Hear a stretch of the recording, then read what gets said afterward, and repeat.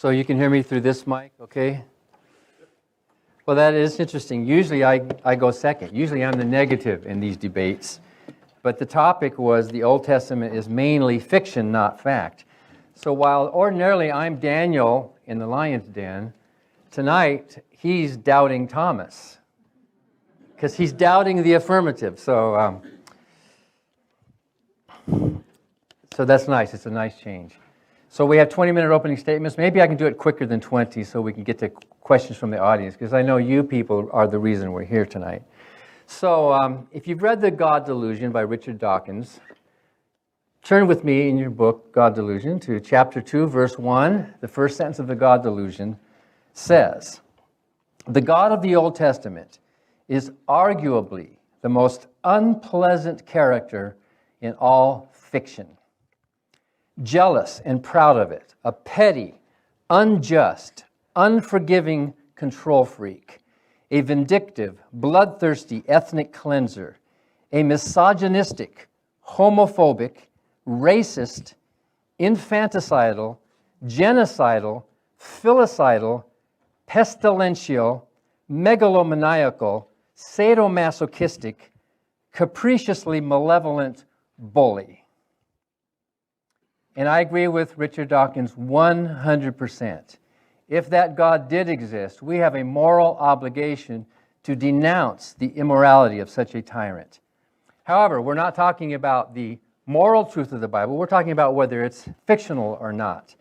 Richard Dawkins asked me to document each of those 19 nasty adjectives with Bible verses, which was easy to do. And then he said, you know what? That would make a good book, pun intended. A good book with one chapter for each of those 19 adjectives. So you could go to it and look up. What do you mean God was an ethnic cleanser? What do you mean he was misogynistic? What do you mean he was infanticidal? So next February, I wrote the book, he wrote the foreword. The book is coming out February 2nd. It's called God, the Most Unpleasant Character in All Fiction. And that's our debate tonight. It's a fiction. The Old Testament is itself mainly fictional. It has a little bit of history in it.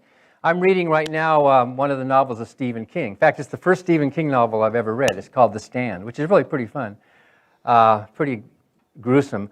But in this novel, there's a Las Vegas, there's a Los Angeles, there's a Central Park in New York, there's a Terre Haute, Indiana, there's the state of Vermont, the state of Maine, there's Chevrolets. There's a lot of things that are actually historical things in that novel that really do exist. Is Stephen King's novel, The Stand, a historical book? No, it isn't. It's what you would call historical fiction. The Old Testament is historical fiction. You will find some history in it. You will find some places that actually do exist. But that doesn't mean that the story itself is actually a true historical story. I used to be an ordained minister, as you heard. I'm not a professional Bible scholar. I did preach from every book of the Bible, and I continue to study the Bible and can also read the New Testament in the Greek and can quote much of it from memory, as if that matters at all that you can say it in that original language. Enarchi, hino, logos, keo, logos, in proston theon. You all know John 1:1. So that's kind of important to be able to quote the scriptures in its own language. But really, is it a historical, is it a true book? I'm not a professional historian. I just preached the gospel because I believed it with all my heart, that Jesus was my Lord and Savior. I confessed my sins. I thought his death on the cross paid the penalty for my sin, and his resurrection gave me the promise of eternal life. And I preached that for 19 years. I was wrong. Tom is wrong. You believers in this audience who are Christians, I'm sorry. I know how deep it is. I used to get goosebumps. I used to feel it. I used to see it. But it's wrong. It's not fact. It is fiction. I have 5 arguments to show that the Old Testament is fictional. The first one is that there is no archaeological evidence for any of the stories that we find in the Old Testament. 2, there is no literary evidence for any of the stories that we find in the Old Testament. 3, the literary evidence itself shows parallels with ancient mythology. The stories that we find in the Old Testament are cut from the same fabric of other ancient mythologies. 4, there are many historical anachronisms in the Old Testament, things which simply cannot be true. They are mistakes that the authors made. And 5, this is the weakest argument, but I put it in anyway because it's more philosophical than anything. The stories are really outrageous. Outrageous claims require outrageous proof. We don't have outrageous proof with these claims. There were many religious folk tales and myths in the 1st and 2nd millennium BCE. The Greeks, the Babylonians, the Persians, the Indians, the Egyptians, the Assyrians. There were Ugaritic myths. There were Sicilian, Mesopotamian, Sumerian. So many of these myths and foundational stories with all sorts of clearly mythical and magical events in them, none of which we take seriously on historical grounds. None of which you take seriously on historical grounds. The gods on the top of Mount Olympus, for example. The divine birth of Hercules. All these things that we all know, come on, that's mythology. The ancient Israelites had their own version of a foundational story. There was a first man made from mud. His name was Adam. Then the woman was pulled out of his side from his rib. According to science, by the way, according to the fact of evolution, there could not have been an Adam and an Eve. That's impossible. There could not have been a first man and a first woman. But even if there were, they would have come out of Africa, not out of the Middle East. This foundational story was clearly written by people who didn't know much about science or biology. There's a magic tree in a pristine garden. There's a talking snake who tempts the woman. By the way, if you look up the word fable in the dictionary, you will see, for example, here's American Heritage.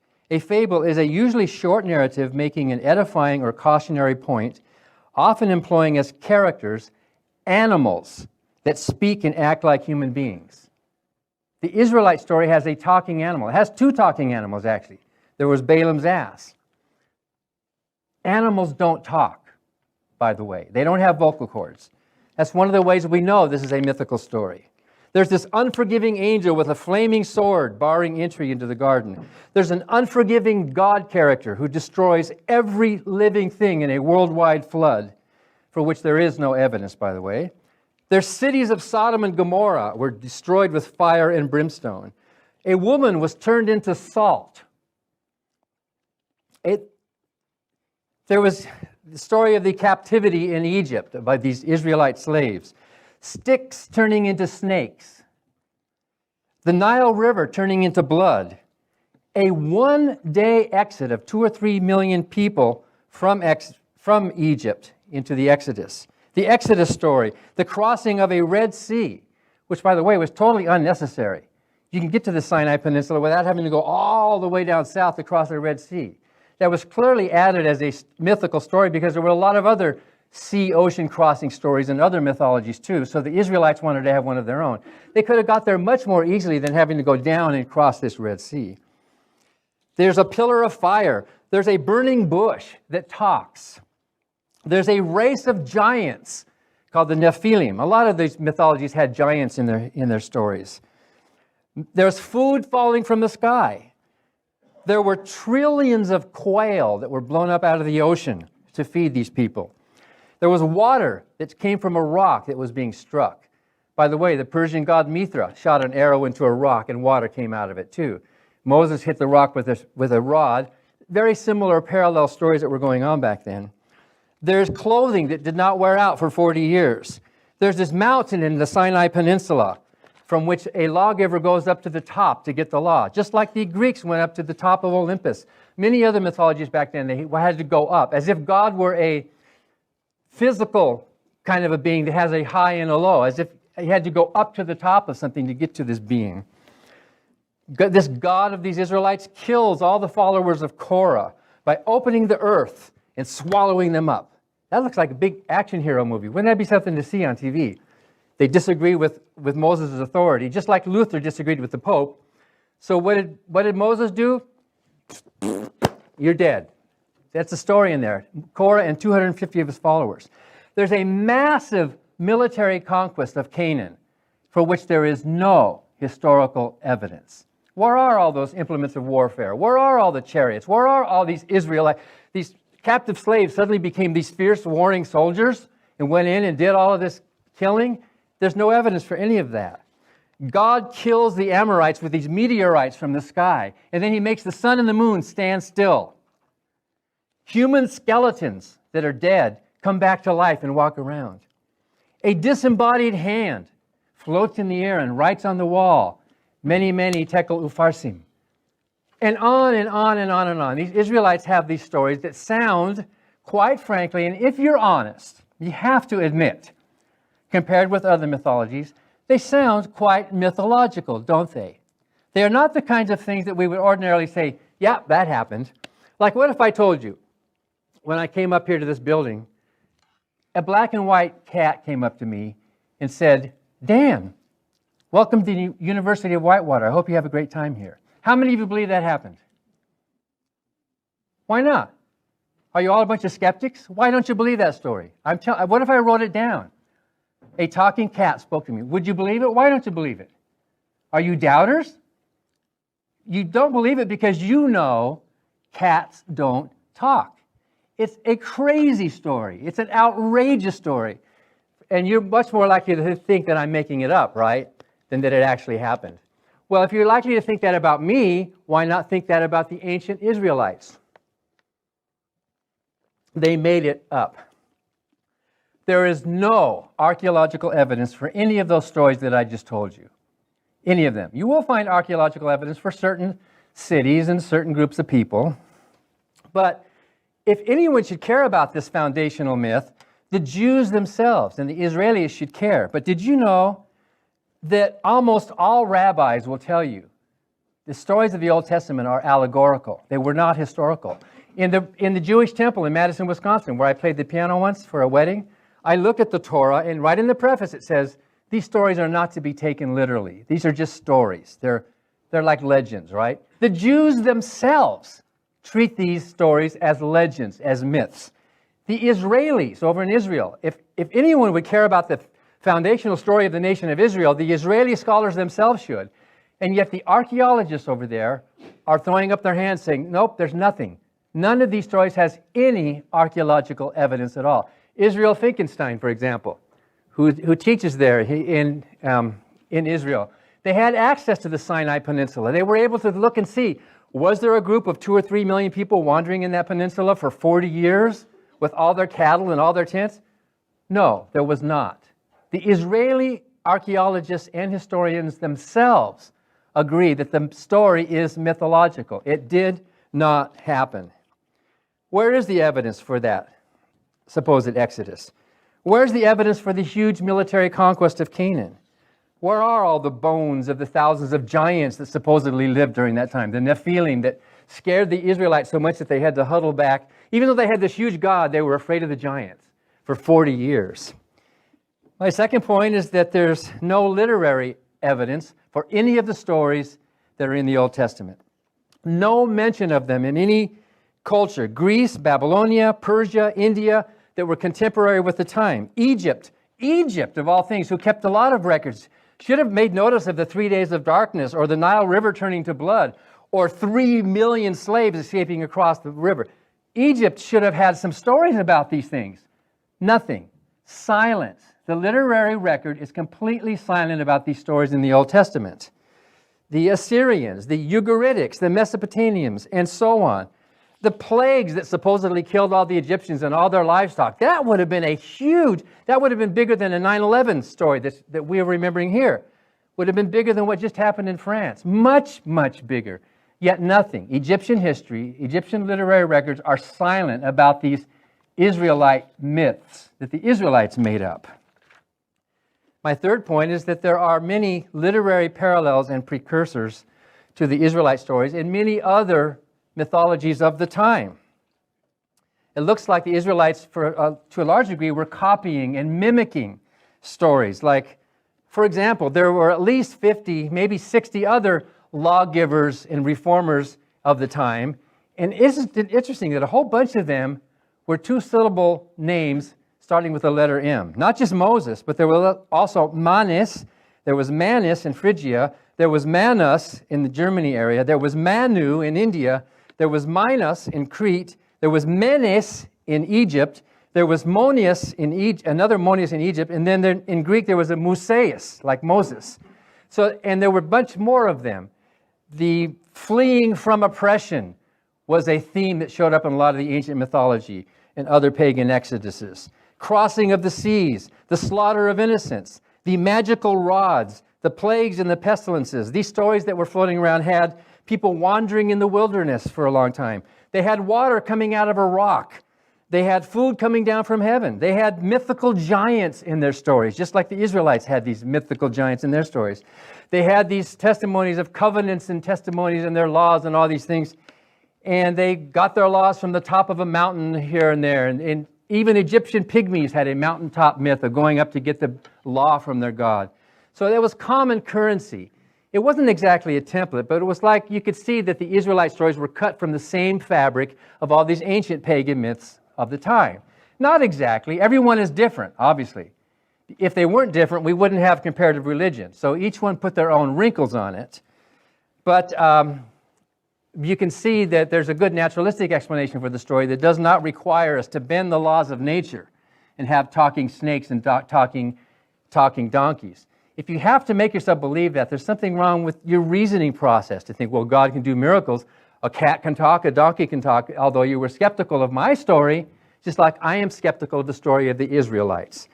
Number 4, there are many historical mistakes in the Old Testament. There are anachronisms. How are we doing for time? Oh, good, perfect. For example, there were many cities mentioned in the Old Testament that did not exist at the time. The city of, how do you pronounce it? Ai, was supposedly ruined. That word Ai, by the way, in the original means ruins. But at the time it was supposedly happened, that city wasn't even there. The Philistines were much later than the supposed patriarchal time. There were no Philistines inhabiting that coast there in southern Canaan at that time.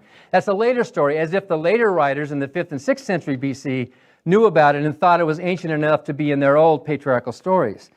The Aramaeans, who are mentioned in the Bible, were not actually there at that time those stories were supposedly happened. The land of Goshen, that word Goshen itself, referring to part of Egypt, that was a later phrase that they did not use back in the time when Moses lived. But probably most damning is camels. The patriarchal stories mentions camels, camel caravans and herds of camels. Did you know that there were no domesticated camels during the time of the patriarchs? And yet the stories about Joseph and Abraham talk about these camels carrying the goods because the later writers didn't know that camels weren't that old. In fact, there's been studies in Tel Aviv magazine. They showed the introduction of domestic camels, not just wild camels, but domestic camels used as in herds and in caravans. They pinpointed it to around the year 930 BC when camels basically were domesticated. Way too late for them to appear in the Old Testament stories. That's a mistake. That's an anachronism. The Old Testament writers goofed. And so on. Of course, Moses could not have written the book of Genesis because whoever wrote it describes Moses' death and burial. So it was obviously somebody else who wrote it. And my 5th point, of course, is that outrageous claims require outrageous proof. You can discard this one if you want. We don't even need this argument. But really, when you think about it, these are pretty outrageous claims. They're claims that nobody in their right mind would go, oh yeah, that happened.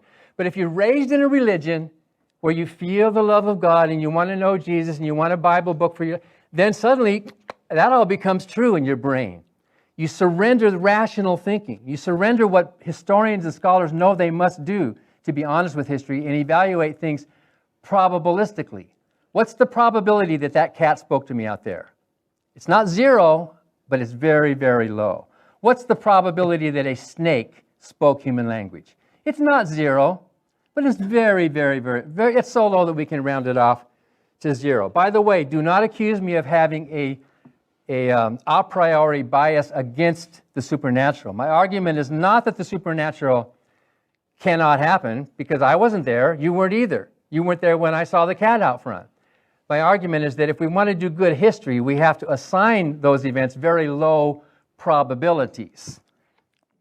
So the fact that there's no archaeological evidence, there is no contemporary literary confirmation, there are historical anachronisms in the stories, the Old Testament stories appear to be cut from the same fabric as other ancient mythologies, and the tales are too outrageous to be believed on their own merits, leaves us no choice. If you're an open-minded, rational person, it leaves you no choice but to conclude that the Old Testament is mainly fiction. Just very, very quickly, many of you have received question forms at the very beginning. If you don't mind passing them to the side rows for them to be picked up for when they will be asked during our 10-minute break, as well as at the very end, in which there's unlimited time for questions. The rest of the debate will be a 20-minute opening from Mr. Ross, followed by 10 minutes each for a rebuttal and 5 minutes each for a cross-examination, followed by a 10-minute break. Then there will be a quick 15-minute presentation, a third one from both of them, and then a 5-minute concluding statements from both. Thank you. I would like to begin my statement today by thanking Set Free, the Secular Student Alliance, and the Philosophy Club for hosting this debate today. I would like to thank Mr. Barker for coming here to defend the affirmative in our proposition today, and thank the students who are here and the students who will be watching these videos in the future for taking the time to investigate this extremely important subject. And most of all, I'd like to thank my God who saved me through the death and blood of his eternal Son, Jesus Christ, and who has given us his infallible word that we may learn to know him, serve him, and enjoy him forever. I will be responding to Mr. Barker's opening statement in my second speech, which will be coming up after his second one. Our proposition today is that the Old Testament is mainly fiction and not fact. Mr. Barker is affirming this proposition, and I am denying it. Let me define the terms of this proposition. By Old Testament, I mean the 39 canonical books of the Bible in Hebrew. By mainly, Mr. Barker needs to prove that the majority, at least 51%, of the Old Testament is fiction and not fact. While I believe the Old Testament is 100% accurate, and I will argue along those lines, for Mr. Barker to win this debate, he needs to prove not that there is a scribal error in a particular Hebrew manuscript, not that a particular sentence or two is hard for us to understand, but that a majority of the Old Testament is fictional. Furthermore, since Mr. Barker is in the affirmative, he needs to do what he said in his own words in his book Godless, namely that the affirmative, not the negative, in that situation the proponent must make a case beyond a reasonable doubt, which he said in his book Godless on page 104. So he does not just need to cast a certain amount of doubt or demonstrate that it's possible for something to be maybe difficult for us to understand, but he must prove that the majority of the Old Testament is fictional, not factual, to win this debate. By fiction, I have a slide on that, I mean the dictionary definition of, quote, something feigned, invented, or imagined, especially a made-up story. By fact, I mean an event or thing known to have happened beforehand. How do we know the Old Testament is fact, not fiction? There are many lines of evidence in this regard. First, the Bible is an accurate record of past historical events. Indeed, archaeologist Nelson Glueck, who said, it may be stated categorically, and we have a slide for this somewhere, that no archaeological discovery has ever controverted a biblical reference. There we have a slide for it if you can get to it. Scores of archaeological findings have been made which confirm in clear outline or exact detail historical statements in the Bible. And by the same token, proper evaluation of biblical descriptions has often led to amazing discoveries. They form tesserae, tiles, in the vast mosaic of the Bible's incredibly correct historical memory. Dr. Glueck was the president of the Hebrew Union College, whose pioneering work in biblical archaeology contributed to the discovery of 1,500 ancient sites.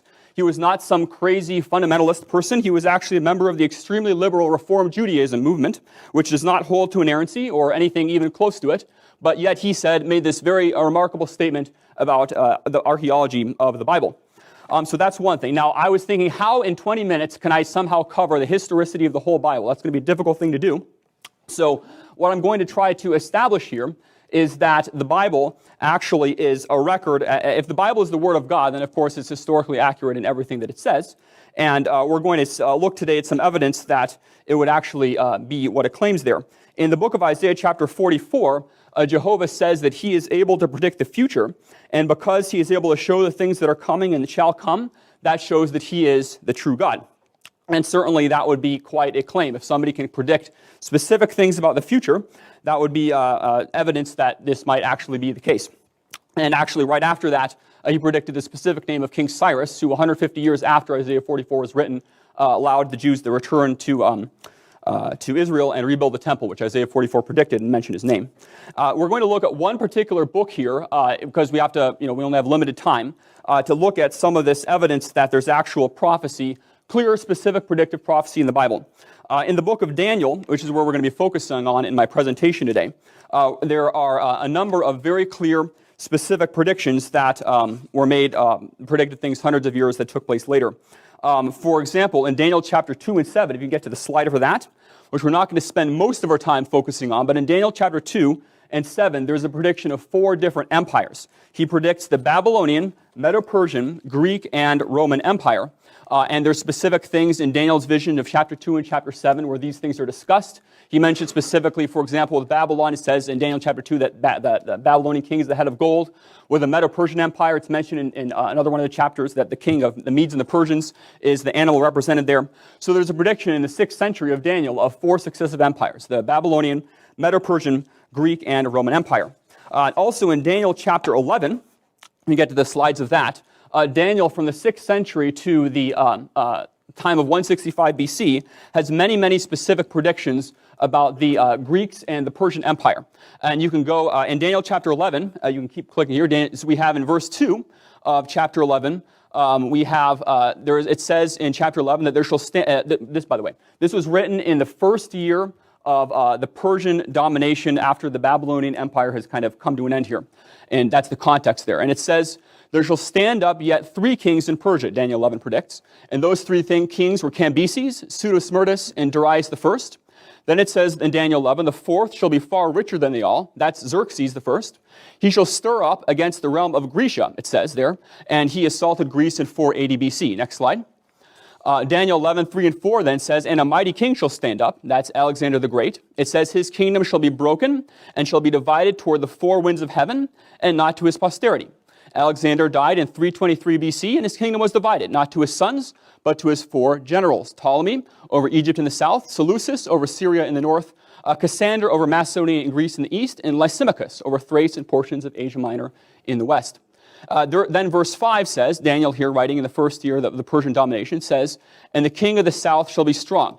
And this next portion of Daniel chapter 11, he starts to focus upon the 2 nations that are on both sides of Israel. On the north, the Syrians, and on the south, Egypt. Egypt is called the king of the south, and the Syrians are called the king of the north. And Daniel chapter 11 and verse 5 says that the king of the south will be strong in one of his princes, and he shall be strong above him. And the northern king, Seleucus the first, was stronger than the king of the south, Ptolemy, and he gained control of the area from Asia Minor to India. And then Daniel 11 and verse 6 predicts, it says, and in the end of the years, after a period of time, they shall join themselves together, for the king's daughter of the south shall come to the king of the north to make an agreement.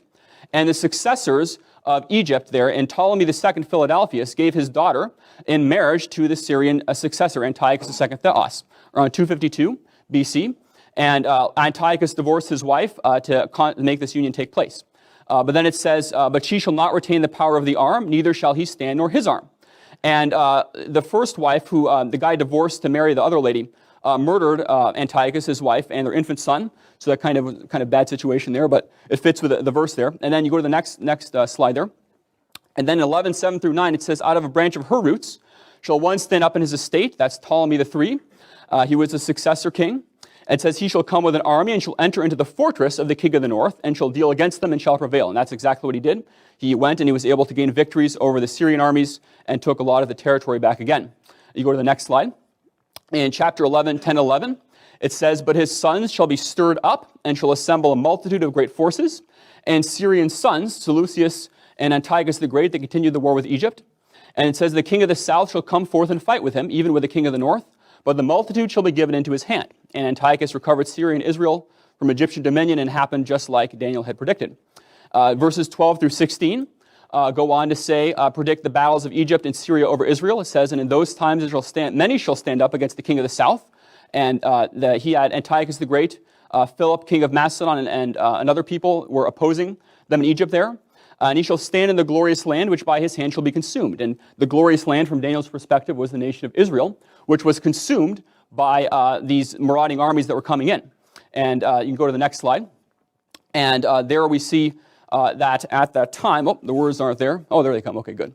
He shall give him the daughter of women, corrupting her, but she shall not stand on his side, neither for him.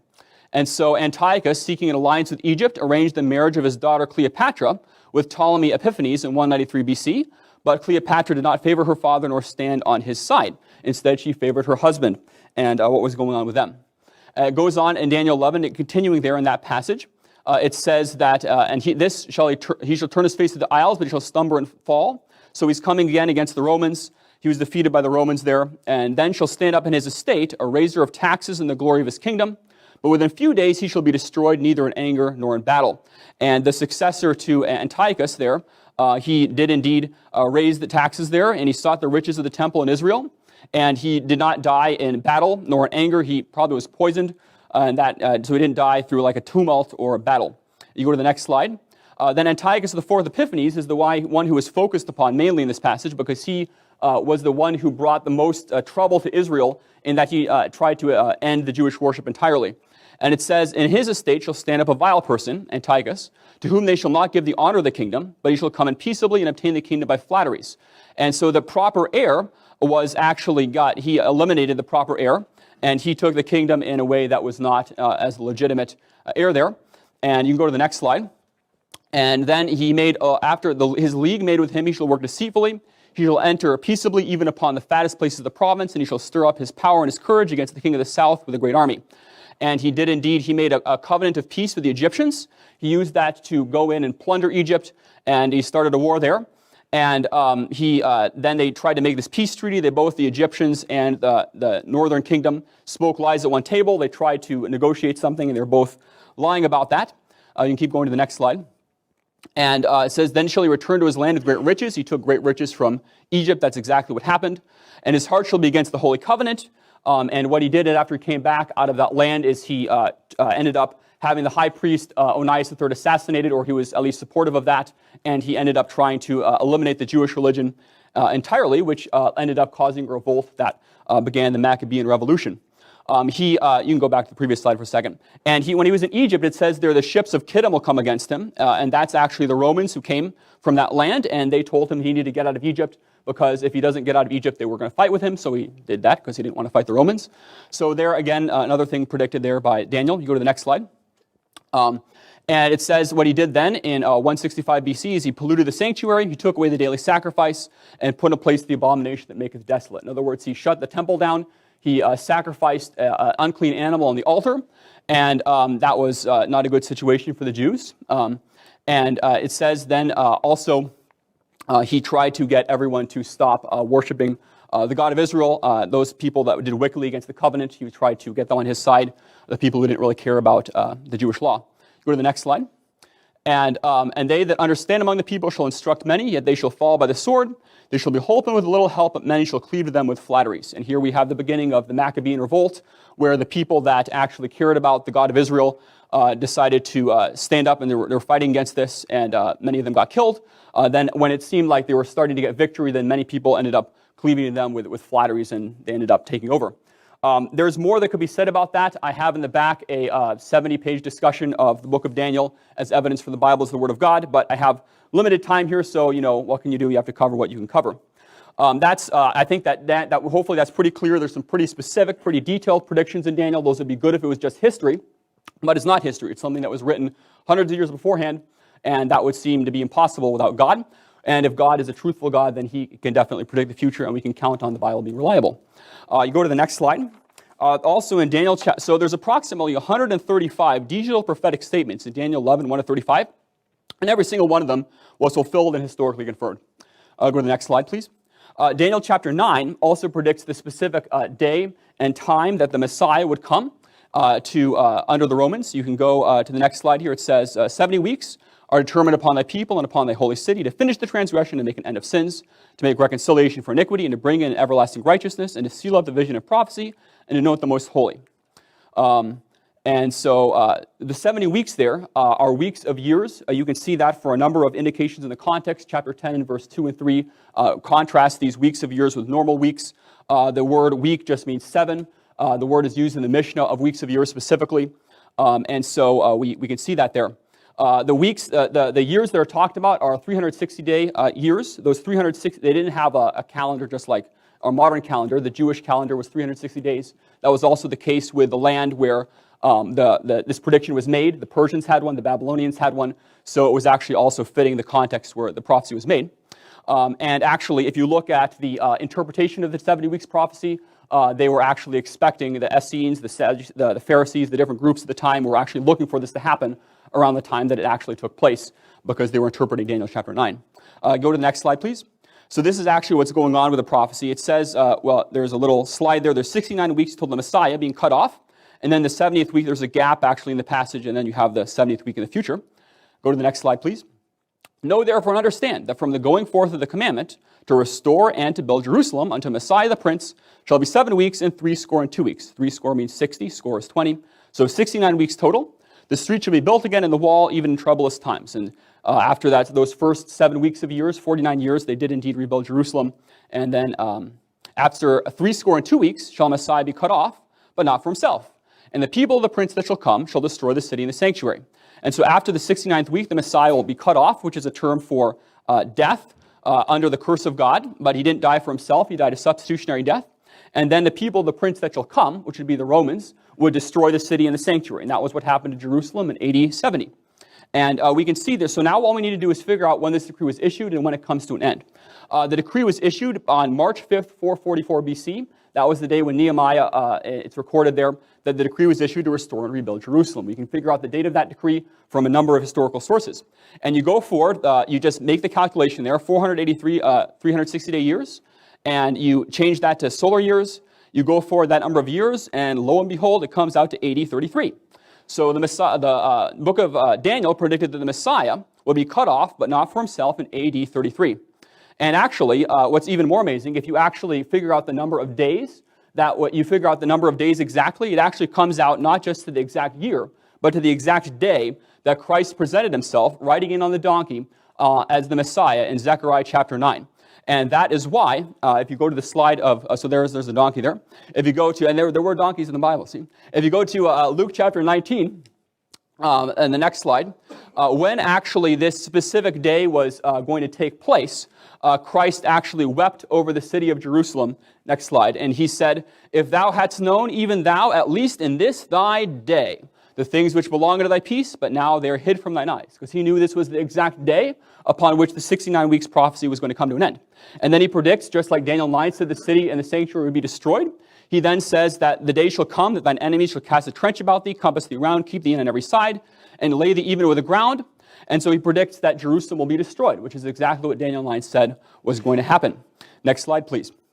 And so then we also see that not only was a specific day of the Messiah's coming predicted in Daniel chapter 9, but also we have a statement that the Romans, the people of the prince that shall come, the fourth empire of Daniel chapter 2 and 7, will destroy the city, which happened in AD chapter 70. That only happened, the only times the city of Jerusalem was destroyed was 586 BC, if I remember correctly, when the exile happened, and then 70 AD. You go to the next slide, please. And then the last week is actually a future thing. You can see that it says in Daniel 9 there that it says after the 69 weeks, then there's a gap clearly in the passage. So then we have the future week, which is going to happen in the future.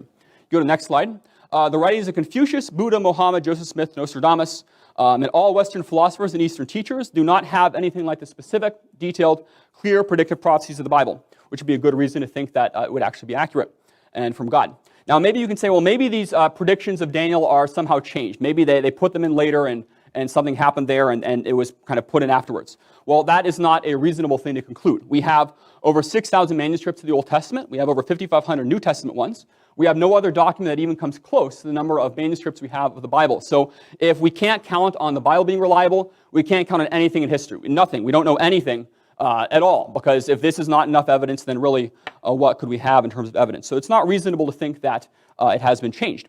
Go to the next slide, please. Go to the next one after that. And so then how do we know? Maybe Daniel wasn't written in the 6th century. Maybe it was written later. We're going to get as far as we can here, and when he tells me to stop, I'm going to stop. So the book of Daniel, how do we know that Daniel wrote it in the 6th century? Well, we know it from a number of reasons. First of all, he claims to have written it. He says different things in there, claiming to have written the book. So that's at least, that's something. Go to the next slide, please. Also, it's not pseudonymous. We know that because, first of all, there's no clear evidence of pseudonymity in the Old Testament and much clear evidence against it. You actually, in Israel, you would get executed if you tried to come up with something like that. And not only was a pseudonymity not accepted in Israel, even it wasn't accepted in the cultures around it. In the Assyrians, Babylonians, Greeks, they actually would give you heavy punishments if you did something like that. So at least they, that wasn't accepted. Next slide, please. Also, all the Jews, there's no evidence that any Jew questioned Daniel's authorship in the 6th century from the time of its composition until the modern era. So the Jews all thought that it was Daniel the whole time. They thought that. Josephus, actually, the early Jewish historian, described Daniel as one of the greatest of the prophets. Josephus actually records when Alexander the Great came into the city of Jerusalem in the 300s BC, and the high priest Jaddua brought the book of Daniel to him and said, look, this book predicts that you're going to come and destroy the Persians, and of course Alexander the Great liked that, and so he gave a special privilege to the Jews. So here, Josephus records that somehow before the book was even written, according to an anti-supernatural view. Am I up? Yes. Thank you very much.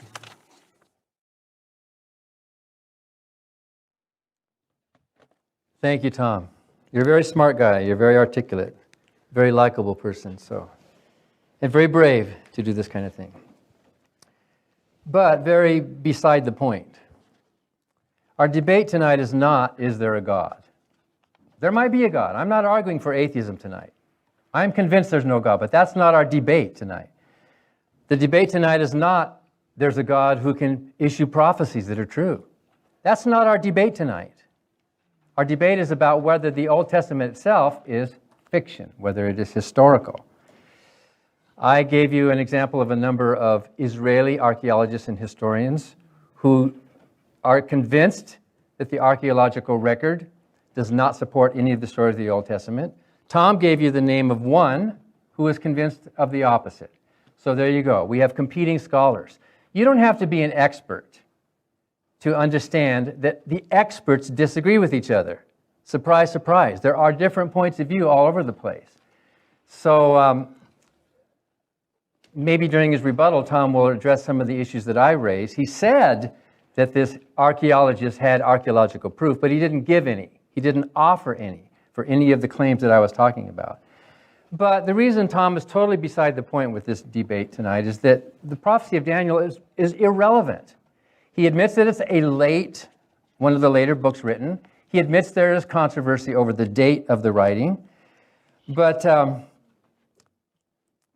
notice that when Daniel writes, he doesn't mention any names. Supposedly, we're supposed to be impressed that this all-caring, all-knowing, omniscient God of the universe cares about us so much, he loves us so much, that he tells some prophet named Daniel about some events that are going to happen in his lifetime with no names. He didn't mention the name Alexander the Great when he should have. Didn't God know that name? In fact, in Isaiah 7:14 supposedly is a prediction of the birth of Jesus. Why didn't Isaiah say, by the way, his name will be Jesus instead of Emmanuel? Was Jesus ever called Emmanuel? No. That was a mistake. Very mushy, very imprecise. And suppose I agree. I'm not agreeing, but suppose I agree. Yeah, Daniel was a real prophet. How does that make the majority of the Old Testament historically reliable? There might have been some guy who had some great gifts. Wow, that might have been true. I doubt it. I think there's other ways to explain what happened. And Tom even hinted at it, that some of these stories could have been redacted. We know that happened all the time. Jews and Christians were all the time. Even though it was against the law to write pseudonymously, to make plagiarisms, it happened all the time. It was against the law in the first century. But we know that Christians were tampering with their own documents. Paul even admitted it. He said, you'll hear that there are some people writing letters pretending to be from me. So he admitted there were forgeries happening in the first century among Christians. So there were also Israelites and Jews committing forgeries, even in their own time. Scholars disagree about this. But these four empires that Daniel mentions were not even named. And what a thing to, if you had this gift of prophecy, wouldn't you rather use it for something like important? Like, by the way, medicine. By the way, germs. By the way, wash your hands before you eat, because there's these little things called germs. That would be a useful thing, rather than some obscure king somewhere who's going to do something that may or may not have happened at the time in some vague way. Yes, it is pretty amazing when you put some things together. But this fulfilled prophecy thing is a red herring. It's like it's trying to distract you from the fact that the Old Testament stories themselves are not historical, that they have mistakes and anachronisms, that they are outrageous. So it's beside the point. Let's say there was a prophet named Daniel. He was just one writer in the book. And the mistake that a lot of believers make, and I used to make as a Christian minister, was to treat the whole Old Testament and New Testament as if they were one coherent unit, like it was the Word of God, when it's really just a bunch of scattered pieces of books that were later canonized and put together, supposedly under the inspiration of the Holy Spirit. But when you look at them, you see that some of them had something to say, some of them didn't, some contradicted each other. The New Testament writers contradicted each other a lot. But Tom alluded to a really fatal flaw in this whole Daniel and the 70 weeks prophecy. He admitted that they were doing the calculation with a 360-day year to make it work out. That's 5¼ days off, right? He said that it's possible that they were using that kind of a day back then, but he gave no evidence for that. The reason they use that 360-day year, which is not a good thing to do if you're calculating the future, is because if you use 365¼ it doesn't work. The dates don't work out like you want. You're probably 7 to 10 years off if you use the actual length of a year. But if you use this 360, which is a pretty neat number, by the way, 360 degrees in a circle, it's divisible by so many things, 12 and 5 and 6 and all, and a bunch of numbers. It's kind of a neat number, but the year is not 360 days. It is 365¼ So even right there, he's showing that somebody is monkeying with the numbers to get it to work out pretty close to where you want it to be. And by the way, he even admits that some of the New Testament writers knew about these things. The New Testament writers were writing fiction as well. Matthew, for example, was fond of going through the Old Testament and looking for supposed prophecies, like Isaiah 7:14. Guess what? I found a prophecy of a child, and that's Jesus. He was really sloppy. Matthew was really sloppy. New Testament writers, even some of them might have even known about Daniel and said, oh, well, let's make it happen right about this time. You don't know that that couldn't have happened. It's pretty sloppy. It didn't mention any of the names, any of the places, any of the events in the life of Jesus. And by the way, another seemingly fatal flaw in this whole 70 weeks prophecy thing is that right at the beginning, it admits that after the 70 weeks will be the end of sin. Did sinning stop during the time of Jesus? Are any of you sinners? Yes, you admit that you are sinners. I'm not a sinner. There's no such thing as sin. That's just a phony concept. But by the way, I like to say that if salvation is the cure, then atheism is the prevention. Just don't be sick in the first place. And even Jesus said that. They who are healthy don't need the doctor, only they who are sick. But right there, the prophecy fails. At the end of 70 weeks was not the end of sin.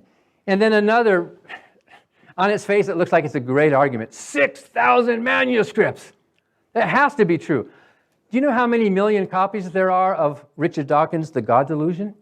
Millions of copies in dozens of languages. Does the sheer number of copies make it more truthful? If I were to write my cat story about the black and white cat on a piece of paper and then make copies and copies and send it all over the internet and people forwarded it millions of times, does that make it more true because there are more copies?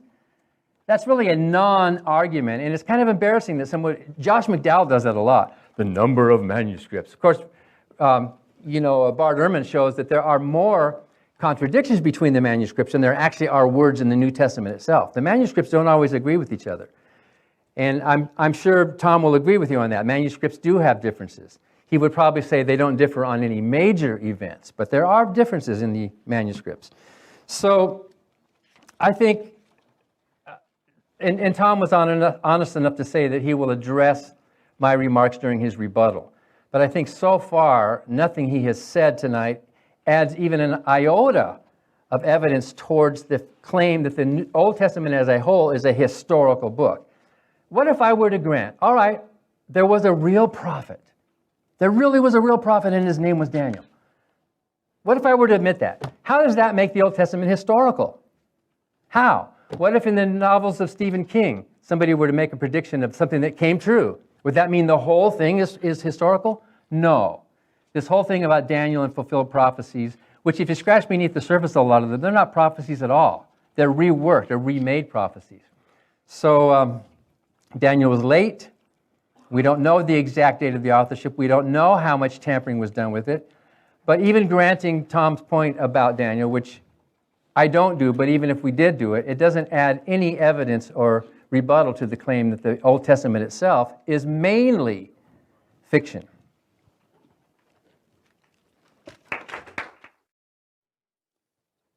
Okay, you can, or 15 minutes, right? Yep, 15 minutes. Yep. 10, oh, thank you, 10 minutes. Ooh. Okay, I'm just going to continue a little bit because some of the things that he brought up were actually addressed in parts of my presentation I haven't got to yet. We mentioned that all Jews, as far as we can tell until the modern era, believed Daniel was the author of his book, so they seem to think it was actually written by him in the 6th century. All Christians did as well. There's no evidence that any Christian questioned Daniel's authorship until modern times. Christ said that Daniel the prophet wrote it. So my point with all this is that modern authors who say that Daniel did not write it in the 6th century are actually going upon no evidence at all. There's absolutely no evidence of anybody who lived back then who said that he didn't. So we have to say that people who lived in the 20th century knew more about what happened back then than people who were living back then. All of them. So, and I guess maybe that's possible, but it doesn't seem super likely. Furthermore, to make the prophecies sort of happen after the fact is not possible. For example, Ezekiel quotes Daniel in the 6th century. Daniel was his contemporary. He refers specifically to Daniel in the 6th century as a real historical person. If you go to the next slide for a second where we have the quotes, it says there in the book of Ezekiel, these three men, Noah, Daniel, and Job, were in it. They should deliver but their own souls by their righteousness, saith the Lord God. So here Daniel is given as an example of a righteous person, an extremely righteous person, is well known for that, and Ezekiel is his contemporary. Also, Ezekiel 28 and verse 3, behold, thou art wiser than Daniel, he says to the king of Tyre. Tyre was being very proud and so on. And so here we have a reference to the wisdom of Daniel, which is actually alluding to Daniel chapter 1 and verse 17 in all likelihood. So we have a specific allusion to the book of Daniel in the 6th century, which is not possible if it actually wasn't written until 400 years later. You can go back to the previous slide again, please. So that, no, other way. So also we have other references. The book of Tobit. Tobit is an apocryphal book which was written in the 3rd century BC, which is before 165 when you have to date these things. Tobit has verbal allusions to Daniel. The book of Watchers, the first part of the pseudepigraphical book of Enoch, is also dated the 3rd century BC. And it also has clear references in it to the book of Daniel. Also, the Hellenistic Jewish historian Demetrius in the 3rd century BC has already drawn up a chronology of Daniel chapter 9. So here he's drawing up a chronology in Daniel chapter 9 of a book that has not yet been written. That is, I don't know, I can't do that. That'd be a miracle, for sure. All right? Also, the book of Ecclesiasticus has clear references to Daniel. It contains a prayer that the prophecies of Daniel would be fulfilled soon. Yet this was written before the time that the predictions would have to have taken place. First Maccabees, which is recognized, it's not inspired, but it's a reliable historical document, records the prayer of Matthias on his deathbed. He counseled his sons to emulate the example of, quote, Daniel, who for his innocency was delivered from the mouth of lions, and the example of his 3 Hebrew friends, who because of their faith were saved from fire. So Matthias, though, died before the time that anti-supernaturalists say the book of Daniel was written. So how can he do that if it wasn't written yet? And he's referring to this. 3rd Maccabees does the same thing. So we have clear references to that. Furthermore, the early, you can go to the next slide now. There one. In the Dead Sea Scrolls, we have very early copies of Daniel. In terms of it being changed or whatever, we have actual clear, if Richard Dawkins' book was millions of copies, you wouldn't be able to change it either, okay? I concede, Richard Dawkins' book was not changed with the millions of copies, and neither was Daniel, because of all the copies of it, okay? The book of Daniel here, we have in Qumran, it's the same text as in your modern Hebrew Bible that you have in your hand. And we have copies of it that are very early. The scholars have said that the early date of the copies of Daniel that we found at Qumran make the late date highly problematic. The Septuagint is the Greek translation of the Old Testament. The Septuagint, according to the letter of Aristeas, was translated in the 3rd century BC. Now, that again is before the date that anti-supernaturalists have to say the book was written. And the letter of Aristeas says the whole Septuagint was translated. It even refers to earlier translations that were made at the time. Now, I'm not saying that the letter of Aristeas is inspired or perfect, but at least what I am saying is that the actual extant evidence that we have dates Daniel to before the time that you have to say it was written on anti-supernaturalist dating presuppositions. Furthermore, And that was also recognized by later commentators on the LXX. They all say that it was translated before this time. Also, we have 6th century Hebrew and Aramaic in Daniel. The Hebrew of Daniel fits with the period of Daniel. The Chaldee or Aramaic excludes any later period. You can't just forge a 6th century document several centuries later very easily. Imagine if I was going to pretend to write a play of Shakespeare. And I not only was going to forge a play of Shakespeare, but I was also going to do it somehow without any really copies of stuff from the time. That'd be very, very difficult to do. I would reveal my later date in different anachronistic things. But Daniel's Hebrew and Aramaic fit the time extremely well. In fact, when it was translated in LXX, some of the Hebrew was so archaic that they didn't know what it meant already, which shows that it's also early. Next slide, please. Also, in terms of is there history in here? So we have specific prophecies, and is there history in here as well? Well, for example, Belshazzar in the 19th century, critics similar to Mr. Barker were saying that he was not a historical person. He was a myth. But in 1854, we found the Nabonidus cylinder at Ur, which had the specific name of Belshazzar. It verified that he was exactly what the Bible in the book of Daniel said he was. He was in that position over the kingdom, while Nabonidus, who was the guy over him, was actually in the Arabian desert worshiping a god Sin, which is kind of an interesting thing. I'm not making any argument out of that, okay? But he was worshiping this idol named Sin in the desert. And you go to the next slide there, please. Also, Darius the Mede was considered to be a non-historical figure, but now we actually have clear evidence that he was a historical person. He was not confused with Darius I. He was actually the governor of Babylon for a while. The book of Daniel mentions, people say that Daniel 1:1 says that it was the 3rd year of Jehoiakim, king of Judah, when Nebuchadnezzar came. Jeremiah 25 says it was the 4th year. So is this an error here, 3rd year, 4th year? Well, actually, the Babylonians dated the year of the king's reign differently than they would in Judah. They dated the 1st year of a king's reign from, if he took reign in the middle of the year, the next year was when he started. And so the Judeans would count from the back, they'd go the other way. So actually, that dating system is not inaccuracy. It actually evidences that somehow Daniel is using an archaic 6th century Babylonian dating system when supposedly it was written hundreds of years later. Next slide, please. Nebuchadnezzar. The book of Daniel mentions that Nebuchadnezzar was the builder of Babylon. He was the one who built the whole area. That is not something that's mentioned in any extant Greek historian or whatever. So how did Daniel know this in the 2nd century, supposedly, if it was written back then instead of centuries earlier? This would be very difficult. Also, Shushan, the province is mentioned, and the province was different in the 2nd century. It mentions a specific province. It uses a Babylonian numbering system. Daniel 5:5 mentions that the Babylonian palace walls were plastered, which has actually been confirmed. We've dug up the palace walls, and they have plaster on them. So somehow he knew what the walls were like several centuries later. Daniel mentions the differences between specific Babylonian and Persian customs. There's different references to the Chaldeans as what they were. Next slide, please. Babylonian names. Daniel's 3 friends are Shadrach, Meshach, and Abednego, or Hananiah, Mishael, and Azariah. You can actually find these names attested as high court officials on a clay prism found in Babylon, mentioning about Nebuchadnezzar's government in 593 BC. You can look them up, and you can read the document. I did before I came in here because I wanted to make sure I wasn't making something up. They're right there. You can read their names. And somehow, in the 2nd century, he knew the names of these people, the specific officials of Babylon, centuries earlier. Next slide, please. Daniel also predates the split of the Essenes from the Pharisees and Sadducees. Both groups accepted the book of Daniel. That split happened before the time that supposedly the book was made up. Ancient historical parallels support prophets writing their predictions down right away. There's no evidence of the time for these sort of late, making it up later.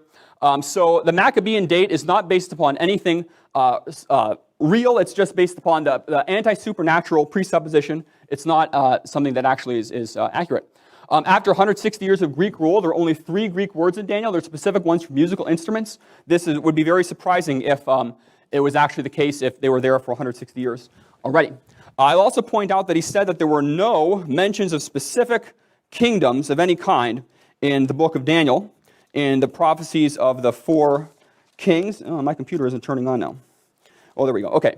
Daniel 8:20. The ram which thou sawest having 2 horns are the kings of Media and Persia. Okay, that sounds like something. Daniel 10:20. Then said he, knowest thou wherefore I come unto thee? And now will I return to fight with the prince of Persia.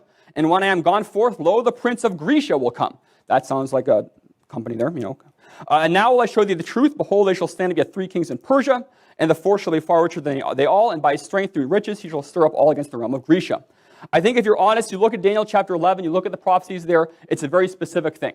And the fact is, if there are actual prophecies in the Bible, this would be evidence that God actually gave it to us, and then we could consider the whole thing accurate. In terms of 360-day years, ancient India, ancient Persia, Babylonia, Assyria, Egypt, they all have 360-day years. So he can deny that if he wants to. You can investigate that on your own. They did. So saying that nobody had 360-day years is simply not accurate. If you compare Genesis 7:24 and 8:3, it mentions that the flood was 5 months long and the flood was 150 days long. 30-day months, 360-day years. So I think that that also is simply not a good thing to conclude. And I'd like to know also... Time. Thank you.